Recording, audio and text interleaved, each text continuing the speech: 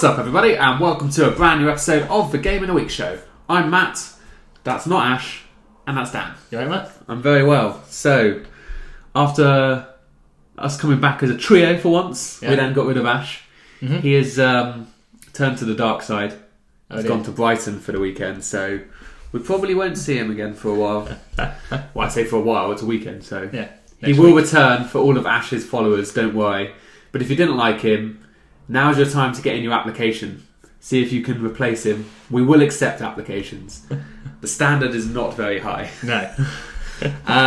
This is normally a weekly show that the three of us do. This week, the two of us, we get together every Monday to discuss the latest news topics in the video game industry. We also then go through the game releases for that week before each picking our favourite games of the week.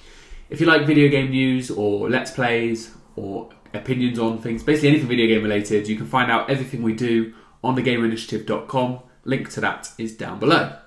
So Dan, Yes. kicking off the news with a slightly different route to what we normally take. We're giving some love to Nintendo. Yep. Doesn't happen very often, but they had the Nintendo Direct just on, I believe it was Thursday. So there was a bit of information to come out of it. The top of the show was that Legend of Zelda is definitely coming to the Wii U, and it is coming in 2016. Now, the reason I say definitely is because it was always expected to come for Wii U. It was supposed to come this year, then it got delayed. But we've talked about this before. As soon as you start delaying stuff into 2016, if that's when your new console's coming out, should you be... Because the Wii U is a failure now. There's no game in the world that can say They can't salvage it now compared to like how the success of the Wii was. No.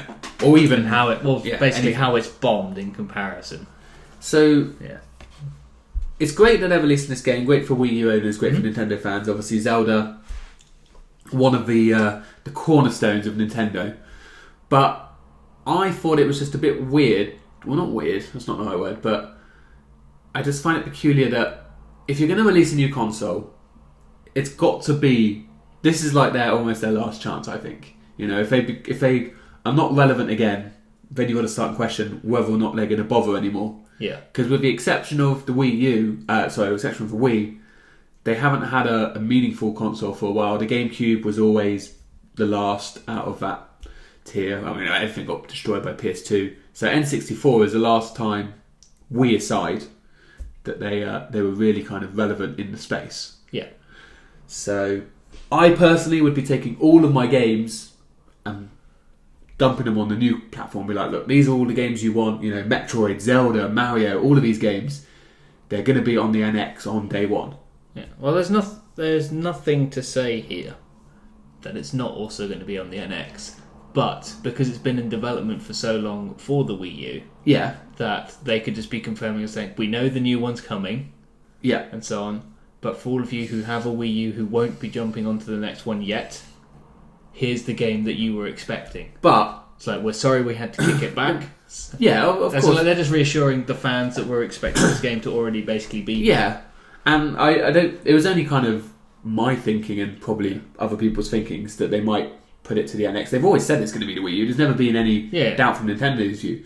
But what I'm saying is, if you've got a Wii U and this game comes out, and it comes out on both Wii U and NX, what are you going to play it on? Are you going to buy the new console, or are you just going to buy the game? Because there's no such thing as loyalty in the video game industry as well anymore. You know, you don't have to necessarily reward the people that have bought the Wii U.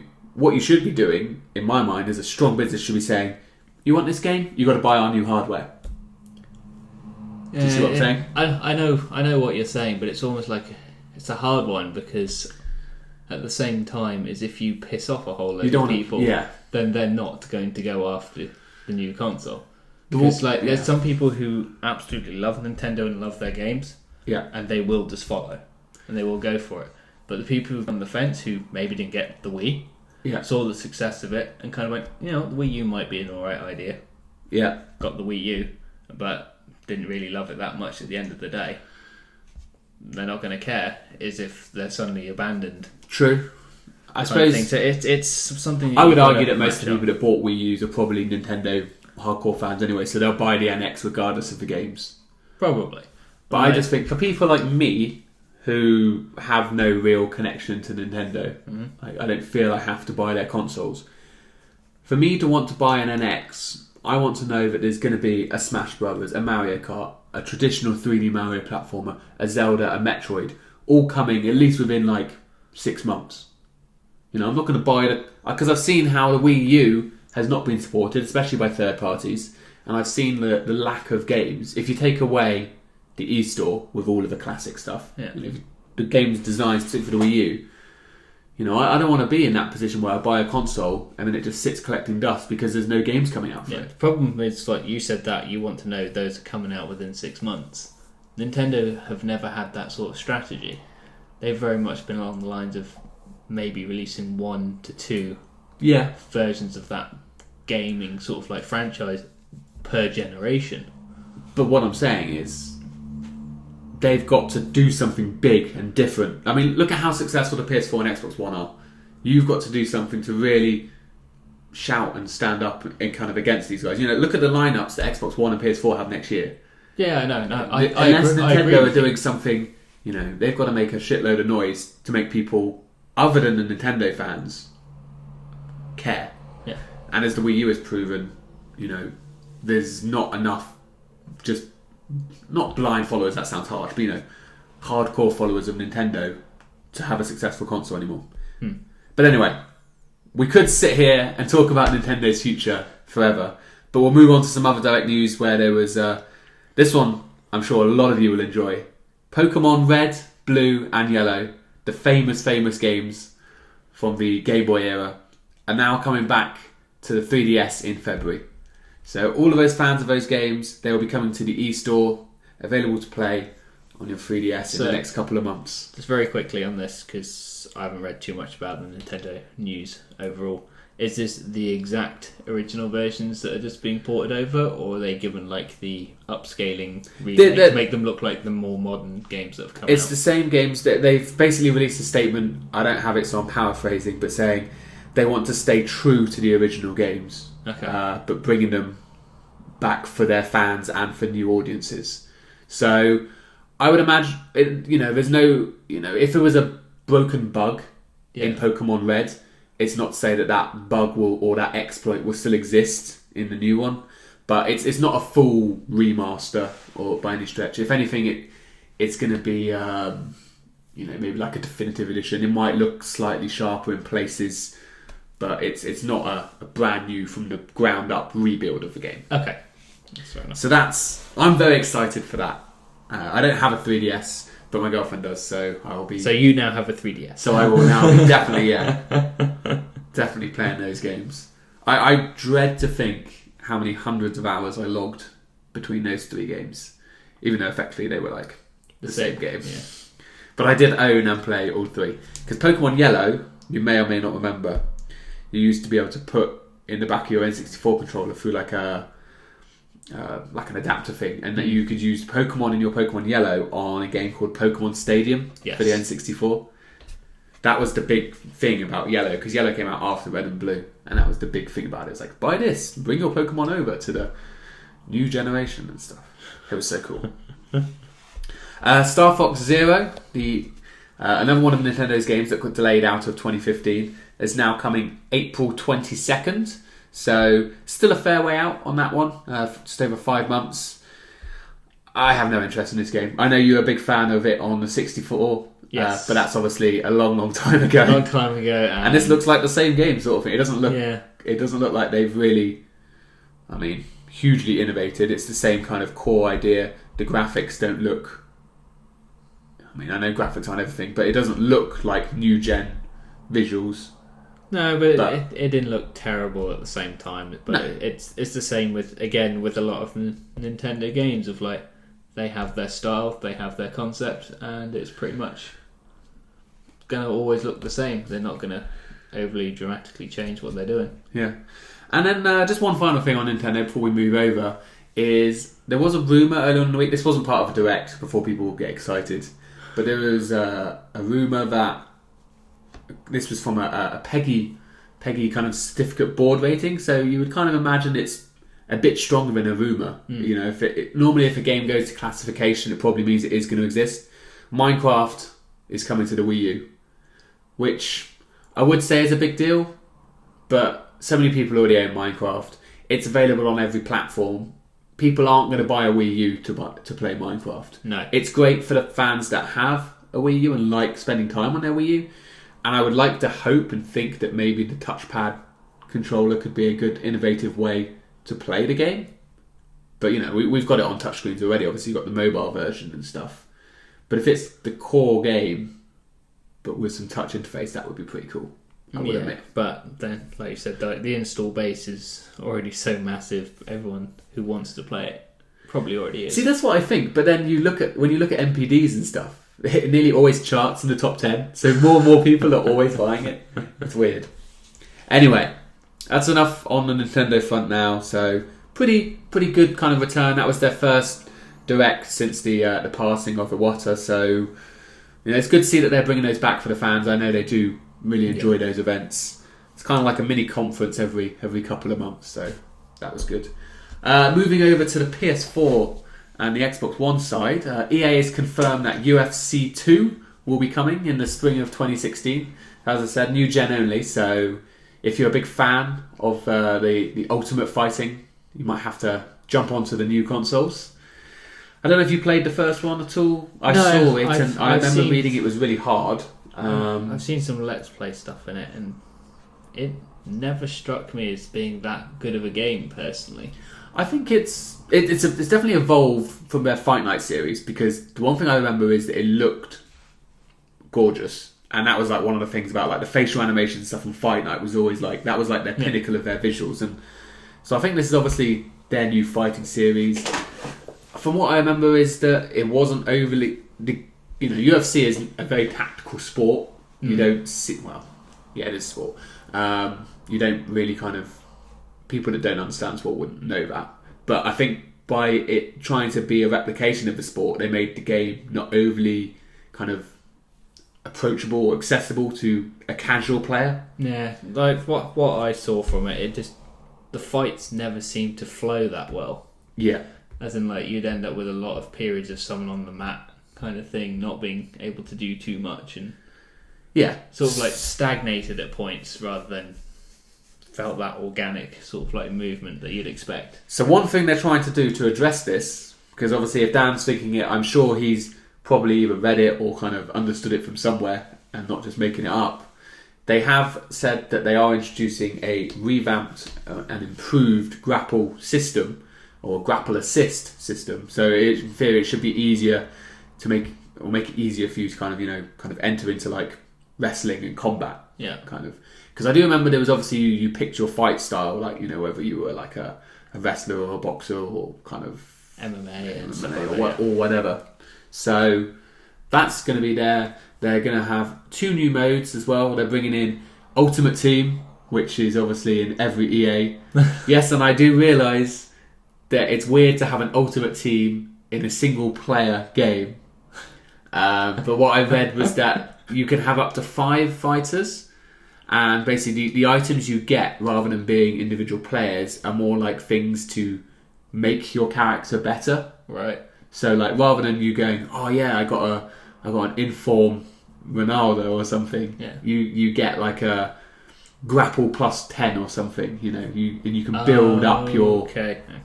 So it's basically like be a pro, but you earn. It's basically just like a perk system then. Yeah, it's a perk system more so. Okay. But you will be able to buy the perks with real money, obviously, microtransactions. But they did say that you won't just be able to buy all the best stuff straight off the bat. You'll have to earn your stripes, was the quote they used. Right. So, like, certain things you'll be able to buy. Like tier locked and stuff like that. Okay. So that's what I like, because obviously there'll be some people out there that would otherwise just spend and then become overpowered. Yeah. And also they're bringing out a KO mode or knockout mode, where basically the way you win is by knocking your opponent out. So that'll be like the more kind of casual mode, as it were. Okay. So all fights will always end in a devastating knockout. So that's cool. I probably won't buy it. No. But there we go. Alright, let's move on to some financials. We've been bringing financials over the last couple of weeks. So Black Ops 3 came out just over a week ago now, and Activision confirmed that they'd had sales of $550 million in 3 days. and this figure basically is based on games sold. Now, we don't know if that includes games sold in bundles or just games sold standalone. But either way, they're calling it the biggest entertainment launch of the year. That's a quote that they've said. Does this mean they're going to be making a run at GTA's record again? I don't think so. I mean, let's compare it to Halo. Halo did 400 million in their week, but that included hardware sales as well. Yeah. I mean, they're always going to beat Halo because it's multi-platform. Yeah. GTA have sold last we knew 54 million units at $60 a pop. No, I was just thinking like their overall opening week or whatever valuation it was, where like they went. Yeah, no, I think they made this amount. Yeah, didn't they make like $1 billion though in their first week? Yeah. Because I know the game GTA cost 500 million to make, and I know they made that back in 24 hours. Yeah. So it's close. It's a lot of money though. Call of Duty is obviously still relevant.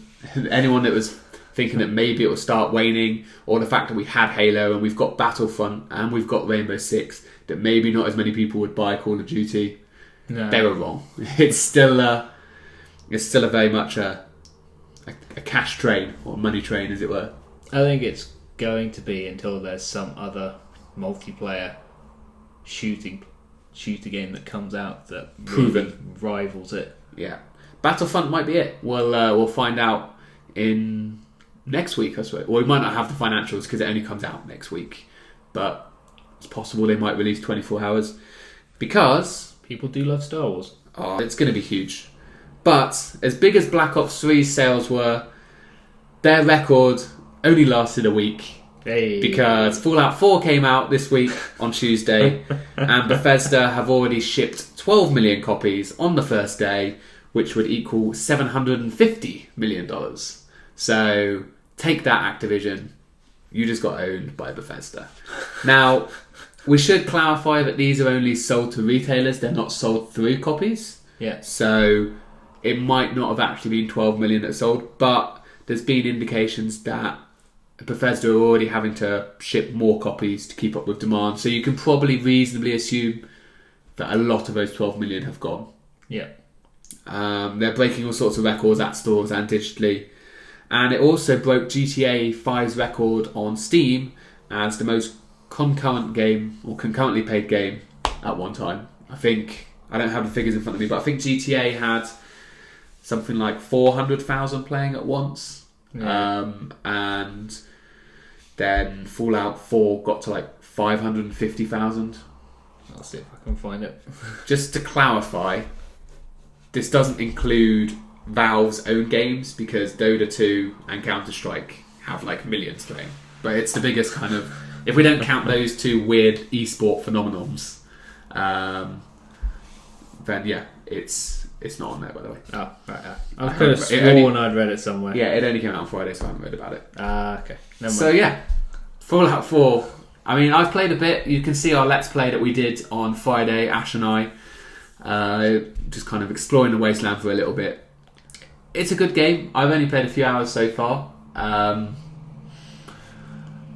I'm surprised. I think it's one of these games where just a perfect example of good marketing. Yeah. Because it's already sold, based on this, it's already probably sold better than Fallout 3, or just as well as Fallout 3. I think Fallout 3 maybe sold 20 million or something. No, maybe that was Skyrim. But anyway, the point is, I didn't expect it to be, Call of Duty numbers. I thought it would be a big deal, but are you surprised? Based off the amount of hype that I've seen for the game, not overly. No. Because it's not the same as like an annual, like a Call of Duty release, one's coming every year. Yeah. So it's like the number of people who are getting excited for this to drop, because it's been a while since the last Fallout game. Yeah. It's not overly surprising, because it seems like every single big game now that releases is making big money. So it's more that's the standard rather than the exception. I think we have more people who are into video games now than ever before. Yeah. Which is great. I'm happy because it means we're going to continue to get these games. And good for the developers, good for the publishers. I personally think, if anything, Fallout 4 is a little bit overhyped. Possibly, but that's not because it's not a good game. It's just because everyone's talking about it like it's the best thing since sliced bread. And I don't even necessarily think it's the best game of the week, but we'll get into that in a little bit. The final topic, I thought we'd have a little bit of fun here to close out the news. Sony announced the top 5 PS4 games for the month of October. This is Europe, so just kind of help you. Can you guess what those top 5 were? In reverse order. Or should we go... No, we'll go from the top. So what was the biggest selling game in October? I'll give you a clue. Think about what came out in October. I'm just trying to think of what was October releases and what was end of September and start of November. I'll help you, obviously. There's no Call of Duty. There's no Fallout. No Fallout, obviously. Because Fallout's just come and Black Ops was, I think, the 2nd or 3rd of November. So it just snuck into November. So that's fine. FIFA's going to be up there. Because FIFA is always going to be up there. FIFA's always in there. So FIFA is there. I think if you're going Sony exclusive, Nathan Drake collection, was that October or was that in September? No, it's in October. I mean, you do realise games that came out in September can still sell in October. Yeah, but I'm just thinking of when it released. Yeah, that's fine. Uncharted, Nathan Drake collection, number 1. Yeah. Not necessarily hugely surprising, but when you think of the likes of, FIFA, people that buy these things all the time, it just shows you that remastered collections aren't going anywhere because it beat the likes of FIFA. And number 2, which was... What's been the biggest game being played, advertised everywhere? Can't get around from it. Why has my mind gone blank? Justin. It's Justin's Life. Oh, yeah, Destiny. So that's still selling that well? The Taken King. Oh, The Taken King. Taken King came out in September. Number 2. So that got knocked off its top perch by the Nathan Drake collection. Very good collection, very good value for money, but I'm impressed that it did that well. Yeah.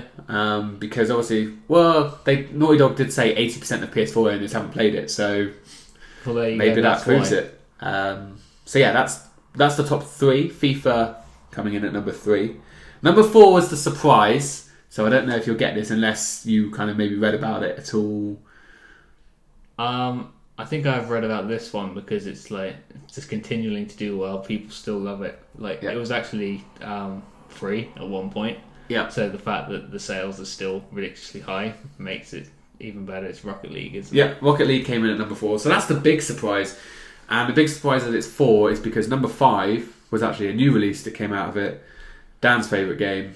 Syndicate, isn't it? Syndicate came in at number 5. So, yeah, Rocket League. It was free in the summer. I heard it sold really well, but I figured most of those were going to be free downloads. But the fact that it's number 4 on the sales chart means people are still buying it, and that actually it's good for the studio. But I'm assuming those sales aren't including all of its random DLC stuff that have come out. Or is it? I'm sure it's sales on the game. It's downloads of that game. Okay.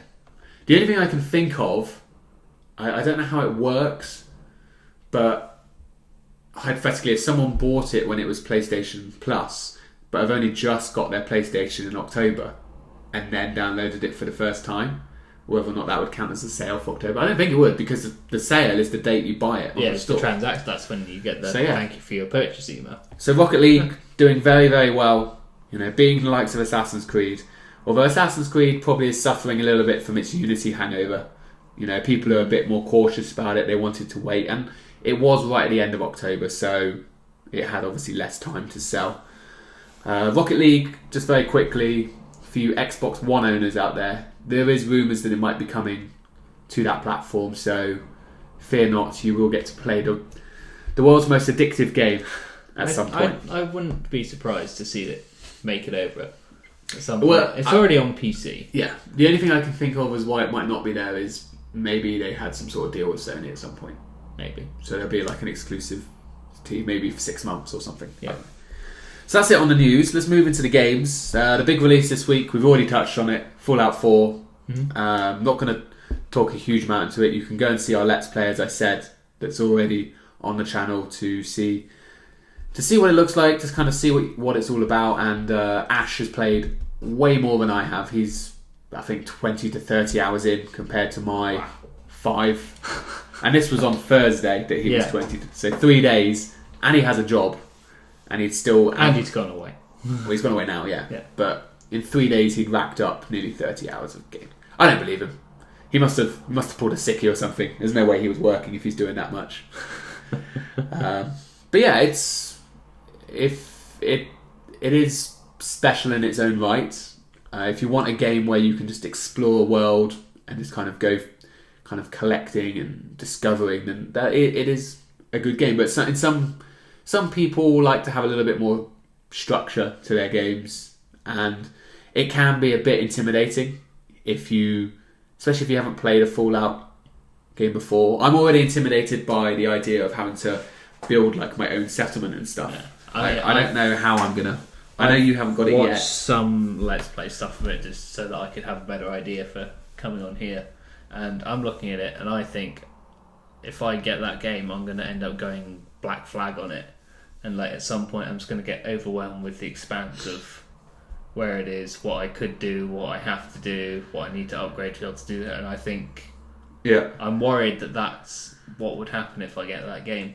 I mean, I know The Witcher 3 was kind of very similar in terms of its expanse, but that felt, even though it's open there was world, a lot more it quests. felt more structured than what my opinion of maybe Fallout. Yes, I think, well, The Witcher, even though it was this vast world, it was about going to speak to people and doing all these different quests for people. Yeah. Whereas Fallout is actually, there are quests in the world, there's lots of quests, but half of that game is just you exploring the wasteland. Yeah. If you like that sort of thing, then you're going to love this game. I know it's just going to fall into the same category as Metal Gear. I didn't finish. I played about... I mean, unless there's like a period where there's no other new games coming out, I can generally no longer sink more than, say, 20 to 30 hours into a game. Mm. And it's just like, well, I'm just going to run out of time. That's what happened. The Witcher I put about 60 hours into, but I still didn't finish. But that came out at a good time. There was no game to move on to, as it were. Metal Gear, I think maybe about 25, 30 hours. Yeah. And then Fallout. Basically, I'm playing Fallout now. See, I want to play the next one, which we're going to move on to now, Rise of the Tomb Raider. I want to play that. And I know come December, I want to play Just Cause 3. So it's just like... Yeah. But yeah, hopefully after Just Cause 3 is the only other game I want to play this year. So I've basically got 2 months to play those 3 games. But I've still got to finish Halo 5 as well. So Rise of the Tomb Raider is obviously the other game this week. Not to be forgotten or overlooked, even though it probably very much is. Xbox One only at the moment. But don't wait a year for it to come out on PS4. Go and buy an Xbox One and buy it. It's reviewing. A lot of people are saying it's one of the best games of the year. It's reviewing just as well, if not better, than Fallout 4. I haven't yet, unfortunately, had a chance to play it because I changed my Amazon orders to all local stores so I could get the game on day of release, and then the shop didn't get their deliveries in. So it's like, for fuck's sake, you can't win, can you? I can't win, and it's like, what am I supposed to do? It's just, but luckily, I mean, I have Fallout for this weekend, so it doesn't really bother me. But I want to play it. I would definitely, by tomorrow, as you're watching this, so by Tuesday there will definitely be a Let's Play. I will be getting my hands on this game on Monday, so the day you're watching this, I will, one way or another, even if I have to steal it from someone who got it off Amazon. But just go and check it out. Everything I've read is nothing but positive, and I can't wait to play it. Dan almost bought an Xbox One this week. I did. So close. So close. Just couldn't bring himself to click that button. No, it's like... It's because you need to support the local stores, that's what it is. Maybe. But no, it's a game that, yes, I would want, having played the previous one and loving that, it's a game that I would want to play. But I purposely haven't looked at anything yet for it because I enjoyed that other game so much. I don't want to be sat there going, oh yeah, I already know what happens at this point. Yeah. Kind of thing. I want to go, when I see it, I want to be going in blind on this one. Oh yeah, I'm the same. I haven't watched any... like kind of Let's Plays or anything. I've literally just read reviews. Yeah. and they're all positive. Like it's 9s across the board, if not higher. Yeah, that's how good this game is. So do not forget about that one. Those with those 2 big releases, pretty much everyone else stayed away this week. But we do have a couple of smaller games. We have got Constructor HD, which is it looks like a management simulation game, kind of like a town builder. Yeah. It looks like it's somewhere in between, like kind of. It's not medieval or anything, but it's definitely not modern day. It's kind of like an in between, kind of maybe a 20th century construction or something. I love how you go from medieval, which is like the 1000s, to like the 1400s. You know what I mean? 20th century. Yeah. Okay, it's very close to modern day, but it's not all about. It is more modern day. Yeah. But what I meant like that is those are the 2 kind of eras we see, or we see like Roman, or we see even earlier. Like after medieval, we never see a game after medieval, like apart from like the Assassin's Creed games. But I mean, in terms of like. Actually. No one gives a shit about like the 1700s, like the 1800s. Well, late 1800s. It's true. Like when you see stuff set in those sort of times, it's generally like real-time strategy war games and stuff like that. It's like Total War, and even they don't really touch on it that much. Like the Napoleonic stuff is about the closest you get. Yeah, it's almost like everyone forgot to write books for those like 2 centuries, so no one knows actually what went down. I know everyone was writing a lot of stuff about that. But nothing interesting happened. We also have Kwame Omega. I think it's Kwame. Anyway, this looks like a twin stick shooter. Yeah, is what it looks like. It talks about how there's puzzles to solve and kind of giant kind of enemy monsters to defeat and stuff. But didn't really see that. The core foundations of the game very much looks like a twin stick shooter. So if you like those things, this might be one to look at. We've then also got Sword Art Online, The Last Song. We can talk about this a bit because Ash isn't here. It had a fantastic soundtrack to the trailer. Once it kicked in, we're waiting for it, and the moment it hits, like that's. Yep. So this is based on the anime novel series. Don't really know too much about the game personally, other than the very little bit I looked at before the show, but. If you're a fan of the Sword Art Online series, then maybe this is the game for you. I know how well licensed to video game things work in the Western world. I don't know how well they necessarily work in Japan. I'm sure we have some good games that I'm just completely ignoring right now, but that one's there. We've then got Inside My Radio, which you might recognise we already talked about couple of months ago when it came out on the Xbox One. This one looks like a fun little platformer, Dan, doesn't it? It was you're basically inside. Well, it is. I can't remember what they actually call your character as such, but yeah, you are just transitioning through the radio. So you got the musical, or you got the music background to it, and so on. Yeah, there's rhythm elements that help you, and then puzzles along the way, like any normal platformer. So that one looks quite cool. We've then got a free to play game which should not be confused with anything else. It's Gems of War, and it's just the Candy Crush, the Bejeweled, whatever those sort of games. Match 3 gems. I don't know why these games are coming onto consoles, but it's there, PS4 and Xbox One. If you really want to play it, if you want to use your PS4 and Xbox One to play these types of games, then it's your prerogative, but. You're missing out on better stuff. You need to question your life choices. And then, closing out on the Vita, we have Super Beat Zonix, which looks like it's a music rhythm based game at heart. Very fast paced. I like the music in it. It was very cool. I was dancing along to it, but it looks very crazy on the screen. These different colours are flying at you, which are on each side of the screen, and you're having to press the face buttons and then also the directional buttons, and then you also have to incorporate the analog sticks, and then on the harder difficulties the triggers as well. Basically, if you get overwhelmed by Rock Band, this is not a game for you. No, I said to you before, it's like, I don't know if I can handle 2 separate things coming at me at once. Yeah, because basically your brain's got to work out the fact the left hand's got to do this, right hand's got to do that. And they're different things as well. Yeah. So, but it's probably a perfect little game for the Vita.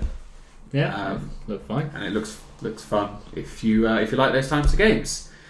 So that was it on the game front. Like I said, everyone kept away from Fallout and Tomb Raider. But Dan, yes, out of all of those games, what is your pick of this week? Tomb Raider is like as big a deal as Fallout 4 is for people. I know if I was faced with those two games and I could actually go out and buy either of them at this moment in time, it would be Tomb Raider is the one that I would want to play now.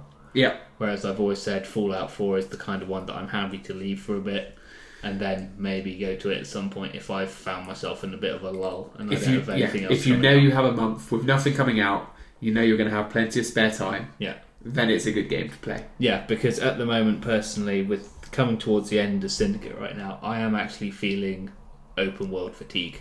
So you want to play something that's a little bit more kind of linear structure? I know in Tomb Raider, like certainly in the previous one, you could go explore the island and stuff like that, but I stuck very close to the story in that. It's kind of similar to kind of well, not similar, but like kind of, it's kind of linear open world is what I like to call it. Yeah, there's open world. There's segments that you can explore within a linear path. Yeah, you can go look at stuff, but you can stay on the story very, very quickly. I'm also gonna go with Tomb Raider because that's the one I was more excited to play this week. I'm loving Fallout 4. It's a great game. I don't need to give it any shout outs because everyone's buying it anyway. Yeah. If Ash was here, he'd be picking it. So we will honour Ash's pick. Because he's not here, we've picked Sword Art Online for him instead. Ash likes the last song, so there we go. But yes, please don't forget Tomb Raider, even though Fallout 4 obviously is a fantastic game. Yes. Unfortunately, I heard a very interesting interview, just very quickly before we close out, from the marketing guy at Xbox when they talked about the timing of the release. Everyone's like, why would you release it the same day as Fallout 4? It's like, well, if we'd released it the week earlier, it would have been going up against Call of Duty. 2 weeks earlier, it then clashes with Halo, which we wouldn't want. If we released it a week later than it has been, then it would have clashed with Battlefront. And then the week after that, you're then kind of starting getting a bit too close to like the holidays and stuff, because they like everything out before the Black Friday and stuff. So when you talk about it, it is almost the lesser of three evils. You're not going to put two exclusives out on the same day, so it's never going to go up Halo. And it's like, what would you rather go up against? Call of Duty, Fallout, or Battlefront? If I had to pick, you'd think that Fallout 4 would have been the least successful, and it's the most different type of game as well. Yeah. But as it's proven, Fallout sold more than Call of Duty, so. But there we go. So that's it for this week. Thank you very much for watching, everyone. If you've got any comments about the news, what you think about the Nintendo Direct and their decision with all these games coming to the Wii U, or if you're playing Fallout 4 or Black Ops, Rise of the Tomb Raider, what you're thinking of those games so far, let us know in the comments down below. But for now, Dan, cheers, mate. Thank you, and everyone out there, thanks for watching. We'll see you next time.